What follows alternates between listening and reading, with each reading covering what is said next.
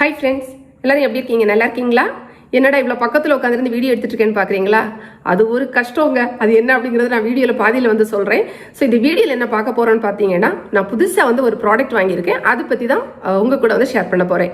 உங்களுக்கே தெரியும், நான் இதுக்கு முன்னாடி வந்து ஃபோன் வாங்கினா சரி, மைக் வாங்கினா, ட்ரைபாடு, அப்புறம் என்ன ரிங் லைட்ரு என்ன வாங்கினாலும் உங்கள் கூட ஷேர் பண்ணுவேன். எனக்கு அதில் ஒரு சந்தோஷம். அதே மாதிரி தான் இன்னைக்கு புதுசாக ஒரு ப்ராடக்ட் வாங்கியிருக்கேன். அது உங்கள் கூட வந்து ஷேர் பண்ண போகிறேன். ரொம்ப சஸ்பென்ஸ் எல்லாம் வேண்டாம். என்ன அப்படிங்கிறது காமிக்கலாமா?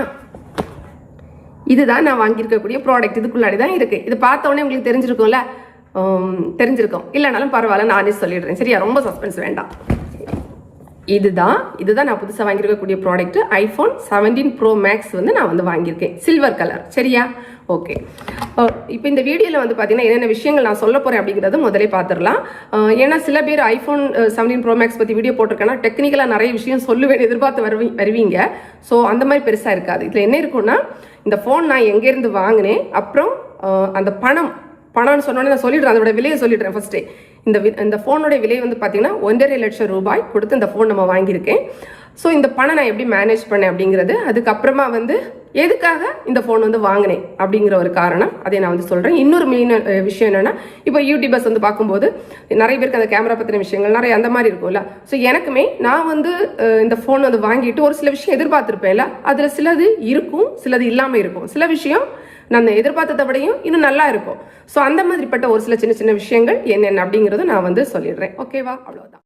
ஸோ ஃபஸ்ட்டு இந்த ஃபோன் வந்து எங்கேருந்து வாங்கினேன்னு பார்த்தீங்கன்னா, கேரளாவில் வந்து வாங்கினேன். ஐ டிஜிட்டல், அந்த கவரில் காமிச்சல அதே தான், ஐ ஸ்டோர் டிஜிட்டல். உடனே என்னடா ஃபோன் வாங்குறதுக்கு தமிழ்நாட்டிலேருந்து கேரளா போயிட்டேன்னு கேட்டிங்கன்னா, அப்படி இல்லை. நம்ம தமிழ்நாடு தான் சொந்த ஊர். ஆனாலும் இப்போதைக்கு நான் இருக்கிறது கேரளாவாக இருக்கிறதுனால பக்கத்தில் எது நல்ல ஷாப் அப்படின்னு சர்ச் பண்ணி பார்த்து வாங்கியிருக்கேன்.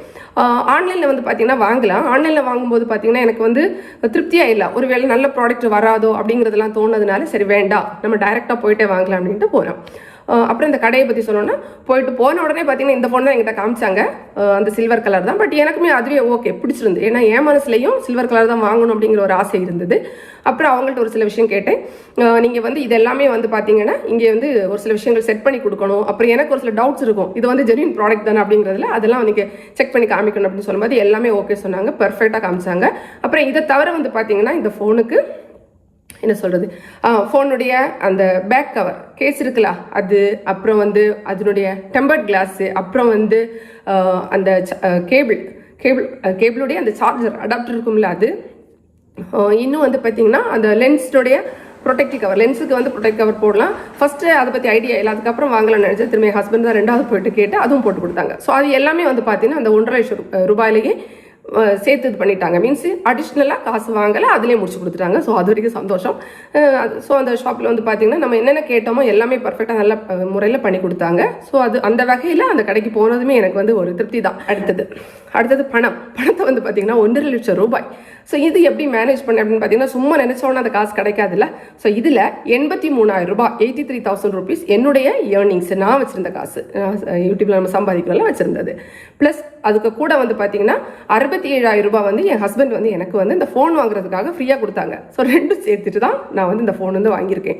இந்த ஃபோன் வாங்குறதுல முக்கியமான பங்கு என் ஹஸ்பண்ட் தான். ஏன்னா எனக்கே கூட குழப்பம் இருந்துச்சு, அந்த ஃபோனா இந்த ஃபோனா எது வாங்குறதுன்னு. ஏன்னா எங்கள் வீட்டில் எல்லா ஃபோனுமே இதுவரை சாம்சங் தான், அதை தவிர வேறு எதுவுமே வாங்குறதில்ல. அதே மாதிரி பார்த்தீங்கன்னா இப்போவுமே சாம்சங்கில் வந்து நல்ல ஃபோனு ரீசெண்டாக லான்ச் பண்ணியிருக்காங்களா. ஸோ எனக்கு வந்து அதுலேயும் அது வாங்கவா இது வாங்கணும் ஒரே குழப்பம். அப்போ தான் என் ஹஸ்பண்ட் சொன்னாங்க, எப்போவுமே ஒரே இது வாங்கிட்டு இருக்குது, அதுலேயும் என்ன இருக்குன்னு தெரிஞ்சுக்கோ, கொஞ்சம் அப்டேட் ஆகு, அந்த மாதிரி அவங்க சொல்லும்போது சரி ஓகே அப்படிங்கிற ஒரு எண்ணம் இருந்தது. அதனால ஸோ மெயினான காரணம் என்னுடைய ஹஸ்பண்ட் தான். ஸோ நான் அந்த ஃபோன் வாங்கி கொடுத்ததுக்கு அவங்களுக்கும், ஏன்னா அவங்களுடைய பங்கு இதில் இருக்கிறதுனால அவங்களுக்கு நான் ரொம்ப ரொம்ப நன்றி சொல்லிக்கிறேன். நன்றி. இது நீ வீட்டிலே சொல்லலாமே, எதுக்கு வீடியோவில் சொல்கிறேன்னு கேட்டிங்கன்னா, வீட்டிலலாம் சொல்லிட்டேன். இது இருந்தாலும் கொஞ்சம் எக்ஸ்ட்ராவா நம்ம வீடியோலேயே சொல்லும் அப்படின்னு தோணுச்சு, அதனால சொன்னேன். சரியா? அதுதான் ஃபோனுடைய பணம், அதை பற்றி சொல்லியாச்சு. அடுத்தது சரி, எதுக்கு இந்த ஃபோன் வாங்கினேன் அப்படின்னு கேட்டிங்கன்னா, ஒரே ஒரு பர்பஸ் தாங்க, கேமரா. அதுக்காக மட்டும் தான் இந்த ஃபோன் வந்து வாங்கினேன். அப்போ வந்து உங்களுக்கு தோணும், அதுக்கு நீ வந்து பேசாமல் ஒரு கேமரா வாங்கிட்டு போகலாமே அப்படின்னு கேட்பீங்க இல்லை? எனக்குமே ஒரு 2 வருஷத்துக்கு முன்னாடியே நானும் நினைக்கிறேன் கேமரா வாங்கணும் அப்படின்னு. டிஎஸ்எல்ஆர் வாங்குறதா, மிரர்லெஸ் வாங்குறதா அப்படின்னு ஒரே குழப்பம் தான். அதில் வந்து பார்த்தீங்கன்னா மெயினாக அடுத்த நான் இப்போ ஏன் இதுக்கு மாறிட்டேன் அப்படின்னா, ஐஃபோன் வாங்கலான்னு முடிவு பண்ணேன்னா, கேமரா பொறுத்தவரையில் பார்த்தீங்கன்னா நமக்கு வந்து ஒரு இடத்துலேருந்து இன்னொரு இடத்துக்கு எடுத்துகிட்டு போகிறது, ஒரு வீடியோ எடுக்கணும், அதை கொஞ்சம் செட் பண்ணணும், எல்லாம் பண்ணிட்டு தான் எடுக்கணும். ஃபோன்னா டக்குன்னு எடுக்கலாம், வீடியோ எடுத்துடலாம். அப்புறம் இன்னொரு மெயின் விஷயம் வந்து பார்த்தீங்கன்னா, எனக்கு கேமராவில் பேட்ரி அதான் மெயினாக தோணுச்சு. அது வந்து எவ்வளோ நல்ல கேமராவாக இருந்தால் கூட அதெல்லாம் பேட்டரி ஓரளவுக்கு தான் தாங்குது. அது இந்த ஐஃபோன் வந்து பார்த்தீங்கன்னா அப்படி இல்லை, இது பேட்டரி கொஞ்சம் நல்லா தாங்குது. அதனால ஓகே, அந்த மாதிரி விஷயத்தை யோசிச்சு மட்டும்தான் நான் வந்து கேமராவை விட எனக்கு இது பெட்டராக தோணுச்சு. சில இடத்துல வந்து கேமராலாம் பெருசாக தூக்கிட்டு போகணும்னு அப்படி பார்ப்பாங்க, எடுத்துகிட்டு போகக்கூடாது அப்படிலாம் சொல்லுவாங்க. ஃபோனில் யாரும் கண்டுக்கிறது இல்லை. ஸோ அது பெரிய ரீசன் இல்லை, பட் இருந்தாலும் டக்குன்னு எடுத்து வீடியோ எடுக்கிறதுக்கு வசதியாக இருக்கும் அப்படின்னு. அப்புறம் இன்னொன்று மெயினாக பார்த்தீங்கன்னா, நான் வந்து இந்த ஸ்டிஜிடெக் தமிழ் சேனலுக்காக இந்த ஃபோன் வந்து வாங்கலை. ஏன்னா நிறைய ஃபோன் வந்து பார்த்தீங்கன்னா நம்மளை வீடியோ எடுக்கும்போது நம்ம இருக்கிறத விட நம்மளை வந்து இன்னும் கொஞ்சம் நல்லா காமிக்கும். அதுதான் நம்ம எல்லாருமே சோஷியல் மீடியாவில் போட விரும்புவோம், நம்மளோட வீடியோஸ் நல்லா இருக்கும்னு நினைப்போம். பட் வந்து இந்த ஃபோன் வந்து பார்த்தீங்கன்னா அப்படி இல்லை, நம்ம எப்படி இருக்கிறோமோ அப்படியே தான் காமிக்கும். ஸோ அதனால எனக்கு பெருசாக என்ன இந்த இதில் வந்து வீடியோ எடுக்கணும் அப்படி இல்லை. பட் இப்போ அதில் தான் எடுத்துகிட்டு இருக்கேன், வேறு வழி இல்லை, எனக்கு காமிக்கணும்ல அது எப்படி இருக்குன்னு அதுக்காக. அதே வந்து பார்த்தீங்கன்னா இது எதுக்கு வாங்கினேன்னா, எனக்கு வந்து இந்த நான் இப்போ யூடியூப் டிப்ஸ் இதில் சொல்லிட்டு இருந்தாலும் எனக்குன்னு ஒரு ஆசை இருக்கும்ல மனசில். அது என்னன்னு பார்த்தீங்கன்னா இயற்கை சம்மந்தப்பட்ட விஷயம், அப்புறம் இந்த காட்டு விலங்குகள், பறவைகள் அதெல்லாம் வரும்ல, அதெல்லாம் எடுக்கிறது, அதை எடுக்கிறது, வீடியோ எடுக்கிறது, அதை ரசிக்கிறது, அது ரொம்ப பிடிக்கும் எனக்கு. இப்போ நான் இருக்கிற இடத்துல வந்து பார்த்தீங்கன்னா இது சரியான ஒரு இடம். ஏன்னா இந்த வீட்டில் நாங்கள் இப்போ இருக்கிற இடத்துல வந்து நிறைய குரங்குகள் வரும் வீட்டு பக்கத்தில். ஸோ அதெல்லாம் வீடியோ எடுக்கலாம், அழகாக எடுக்கலாம். அப்புறம் காட்டு விலங்குகள் கொஞ்சம் பக்கத்தில் வருவாங்க, நல்ல அழகான இயற்கை இருக்குது. ஸோ அதுக்காக தான் மெயினாக வாங்கியிருக்கேன். ஏன்னா அது எப்படி இருக்குது, அதனுடைய கலர் எப்படி இருக்குது, அதனுடைய அந்த ஒவ்வொரு சின்ன டீட்டெயில்ஸ் எப்படி இருக்குது அப்படிங்கிறத வந்து கரெக்டாக எடுக்கணும் அப்படிங்கிறதுக்காக தான் மெயினாக வந்து வாங்கியிருக்கேன். பட் நம்ம முஞ்சி எடுக்கிறதுக்கு நமக்கு வேற ஃபோனே போதும், இவ்வளோ அளவுக்கெல்லாம் வாங்கணும் தேவையில்லை. ஸோ அதுதான் ஒன்று வாங்கியாச்சு. சரியா, அதுவும் ஷார்ட்டாக சொல்லி முடிச்சிட்டேன். அப்புறம் அடுத்தது வந்து பார்த்தீங்கன்னா இப்போ இதில் நிறை குறைகள் அப்படிங்கிறது பார்க்கலாம். ஃபஸ்ட்டு குறைய வந்து பார்த்தீங்கன்னா இது பாருங்கள், எனக்கு ஃபஸ்ட்டு வீடியோ எடுத்தேன் என்னென்னா போயா BOM1 மைக்கு தான் நான் ஆல்ரெடி வச்சுருக்கேன் சாம்சங் ஃபோனுக்கு. ஸோ அதிலிருந்து ஒரு கனெக்டர் போட்டு கனெக்ட் பண்ணி வீடியோ எடுத்து முடிச்சு பார்த்தா கரமுறை அந்த கனெக்டர் வந்து குவாலிட்டி இல்லாதது போல் நல்லாவே வரல, ஆடியோ அப்ஸ் அண்ட் டவுன் ஒரு மாதிரி இருந்துட்டு இருந்து. அப்புறம் அதை அப்படியே தூக்கி போட்டுட்டு சரி வேறு வழி இல்லைன்னு சொல்லிட்டு இப்படி உட்காந்துருந்து பக்கத்தில் உட்காந்துருந்து வீடியோ எடுத்துகிட்டு இருக்கேன். பாருங்கள், மைக்கே வைக்காமல் எடுத்துகிட்டு இருக்கேன். ஸோ இது வந்து எனக்கு ஃபஸ்ட்டே எடுத்த உடனே ஒரு இதாக தோணுச்சு.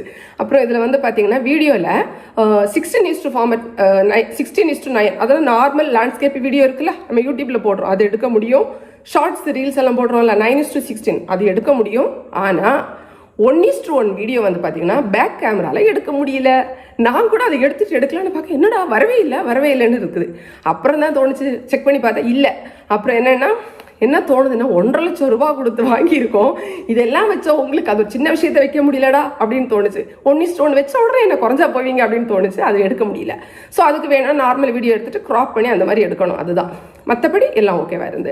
அப்புறம் இன்னொன்று எதிர்பார்க்காம கிடைச்சது என்னன்னு பார்த்தீங்கன்னா, இதில் வந்து ஒரு எடிட்டிங் ஆப் வந்து ஃப்ரீயாக கொடுத்துருக்காங்க, iMovies அதிலே கொடுத்துருக்காங்க. ஸோ அதில் எடிட் பண்ணலாம், அது சந்தோஷமாக இருந்தது, ஓகேன்னு. அது நார்மல் யூடியூப்ல இந்த வீடியோ போடுற இந்த மாதிரி இருக்கலாம் லேண்ட்ஸ்கேப்பு, இந்த மாதிரி வீடியோவுக்கு ஓகே. ஆனால் அதுலேயும் பார்த்தீங்கன்னா இப்போ வந்து ஷார்ட்ஸ் ரீல்ஸ் போடுறதுக்கு இல்லை 1:1 வீடியோ பண்ணணும்னா என்ன பண்ணணுமா தெரியுமா, அப்படியே எடிட் பண்ணிவிட்டு திரும்ப க்ராப் பண்ணி தான் போட முடியும். அதுலேயே அவங்க வந்து ஆஸ்பெக்ட் ரேஷியோ வந்து கொடுக்கல. அது வந்து ஏண்டா ஆப் கொடுத்துருக்கீங்க, எல்லாம் கொடுத்துருக்கீங்க, எடிட் பண்ணக்கு ஈஸியாக தான் இருக்குங்க, அதெல்லாம் கொடுத்தவங்களுக்கு அது ரெண்டே கொடுத்த உடனே குறைஞ்சா போவீங்க அப்படின்னு இருந்தது. சரி ஓகே, அது இருந்தாலும் ஒரு எடிட்டிங் ஆப் ஃப்ரீயாக கொடுத்துருக்காங்கன்னு நினச்சி சந்தோஷம் தான் அது.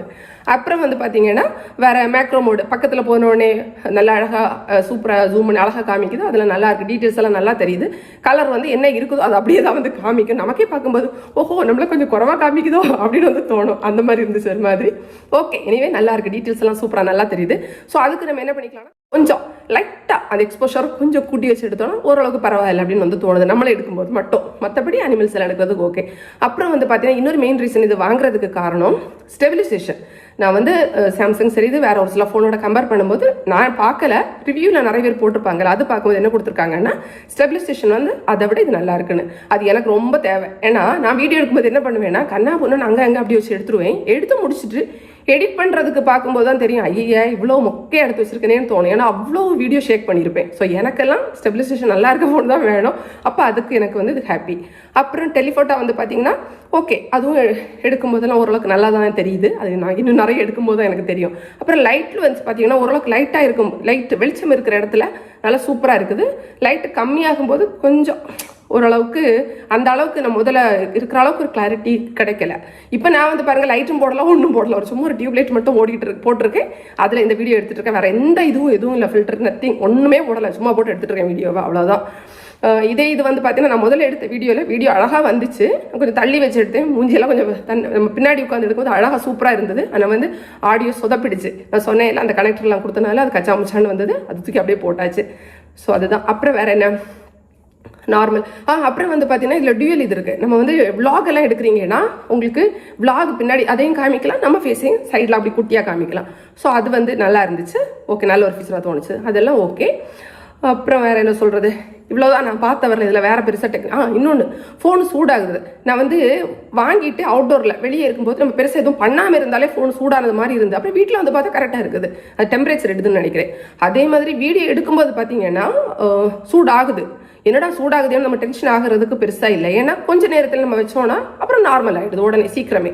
அப்புறம் வந்து பேட்டரி வந்து பார்த்தீங்கன்னா ஃபுல்லாக சார்ஜ் பண்ணிவிட்டு, இப்போ நைட்டில் நான் சார்ஜ் பண்ணிவிட்டு அப்படியே வச்சுட்டேன்னா காலையில் பார்க்குறேன், இடையில நைட்டில் எதுவுமே எடுக்கலை, ஃபுல்லாக 100 அப்படியே இருந்துச்சு. ஆஹா ஓகேன்றது சந்தோஷமாக தான் இருந்து. அது இல்லாமல் பார்த்தீங்கன்னா கொஞ்சம் நார்மலாக சார்ஜ் கம்மியாகிறது. ஓரளவுக்கு பேட்டரி நல்லா இருக்குது. ஸோ அதெல்லாம் குறை சொல்கிறது மாதிரி எனக்கு எதுவும் தெரியல. கேமரா இதெல்லாம் எல்லாமே ஓகே. இனிமேல் நம்ம போக தான் தெரியும்ல. அப்புறம் இன்னொன்று, லைட் எல்லாம் இருக்குல்ல, இந்த அதில் என்னது சூரியனை வீடியோ எடுக்க ட்ரை பண்ணேன், அதில் வந்து ஃபோட்டோ எடுக்கிறதுக்கு. அப்போ எடுத்த உடனே பார்த்தீங்கன்னா நல்ல வெளிச்சமாக அப்படி தான் தெரியுது. அப்புறம் வந்து அதில் பக்கத்தில் நம்ம ஒரு எல்லோ கலரில் ஒரு இது கொடுத்துருக்கோம், அது அப்படி கொஞ்சம் கொஞ்சமாக கம்மி. அதுக்கு பேர் என்னது, ஏதோ ஒன்றுங்க மறந்துட்டேன், எக்ஸ்போஷரா ஏதோ ஒன்று கொடுத்துருந்தேன். அதை வந்து கம்மி பண்ணி கீழே கொண்டு வந்தால் தான் சன் வந்து நம்மளுக்கு கரெக்டாக தெரியும். பக்கத்துல எல்லாம் இதாக இருக்கும்.